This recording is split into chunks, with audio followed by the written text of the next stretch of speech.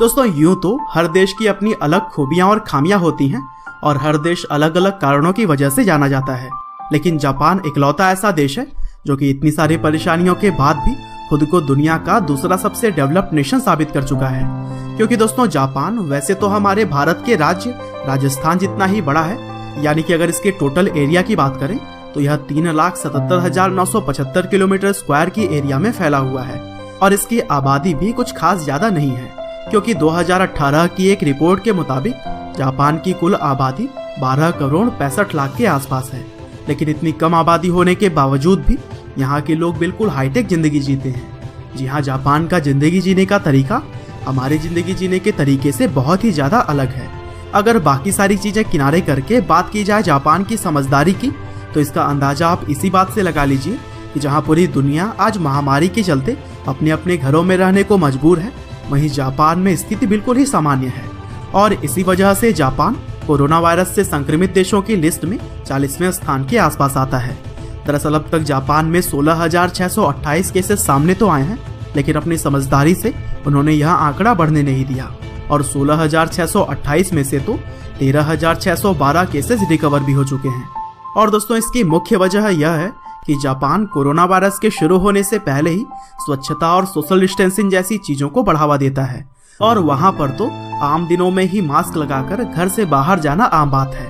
और दोस्तों बात अगर सुरक्षा की आ ही गई है तो इस बात में भी कोई दो राय नहीं है कि जापान हर मुश्किल समय के लिए तैयार रहता है। और तभी तो एक रिसर्च के दौरान यह पता चला है कि जापान में हर साल लगभग 2000 से भी ज्यादा भूकंप आते हैं, यानी कि एक दिन में एक से ज्यादा भूकंप तो आ ही सकते हैं। और ऐसे में वहाँ के लोग हमेशा ही अपना सब कुछ तबाह हो जाने के बाद भी खुशी खुशी वापस से नई शुरुआत के लिए तैयार हो जाते हैं। और दोस्तों यही उनके इंटेलिजेंस का सबसे बड़ा एग्जाम्पल है, जहाँ वो अपनी मुसीबतों को अपनी ताकत बनाकर आगे बढ़ना जानते हैं। और दोस्तों हम भला वहाँ के एजुकेशन सिस्टम को कैसे भूल सकते हैं, क्योंकि जहाँ हमारे देश में बच्चों को नंबर्स के पीछे दौड़ाया जाता है, वहीं जापान में बच्चों को सबसे पहले मॉरल वैल्यूज दी जाती है। और इसी वजह से ही वहाँ पर शुरू के 3 सालों तक कोई भी एग्जाम्स नहीं लिए जाते हैं, बस सिर्फ और सिर्फ बच्चों को सिखाने पर ही फोकस किया जाता है। और दोस्तों जहाँ बाकी देशों में बच्चे स्कूल में जाकर गंदगी फैलाते हैं, वहीं जापान के बच्चे स्कूल की गंदगी को साफ करते हैं। जी हाँ, जापान के स्कूलों में कोई भी सफाई कर्मचारी नहीं रखा जाता है, वहाँ का सारा साफ सफाई का काम बच्चे और टीचर्स मिलकर करते हैं, क्योंकि जापान के लोगों का यह मानना है कि अगर वहाँ के बच्चे सेल्फ डिपेंडेंट बनेंगे तो फिर किसी भी चीज को करने से नहीं घबराएंगे।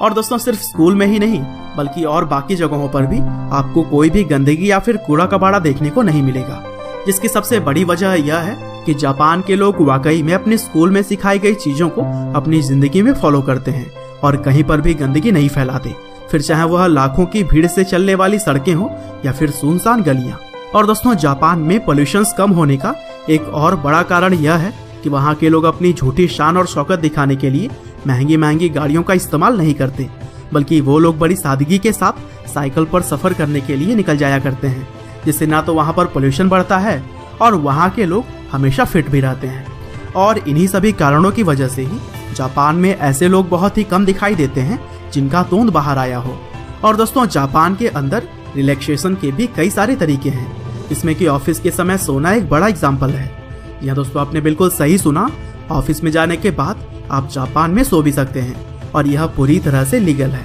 दरअसल ऑफिस में काम करने के दौरान अपने आप को रिफ्रेश करने के लिए जापान में लोग थोड़ी देर के लिए सो जाते हैं और इस प्रक्रिया को वहाँ पर एम्प्लॉयंस के नाम से जाना जाता है। और दोस्तों वहीं अगर हम बात करें जापान की टेक्नोलॉजी की, तो वहाँ की बुलेट ट्रेन के बारे में आप सभी ने तो सुना ही होगा, लेकिन क्या आपको पता है कि वहाँ की यूरेका मोम्स लाइन की ट्रेनें बिना ड्राइवर के ही ऑटोमेटिकली चलती हैं। और दोस्तों जापान में आमतौर पर तो ट्रेन बिल्कुल समय पर रहती है, लेकिन अगर किसी कारण की वजह से ट्रेन लेट भी हो जाती है तो फिर कुछ सेकंड्स या फिर कुछ मिनट्स के लिए, ना कि भारत की तरह कई घंटों के लिए। और दोस्तों जापान में खुद भले ही जनसंख्या उतनी ज्यादा न हो, लेकिन वहाँ पर रोबोट्स की कोई कमी नहीं है और इसीलिए तो वहाँ के लोग खुद तो कम काम करते हैं और रोबोट्स के जरिए ज्यादा काम करवाते हैं। और यही वजह है कि जापान दुनिया भर के देशों से 10 कदम ना सिर्फ आगे सोचता है बल्कि उस पर चलकर भी दिखा रहा है। बाकी आपका जापान के बारे में क्या कहना है, अपनी राय हमें कमेंट बॉक्स में जरूर बताइएगा।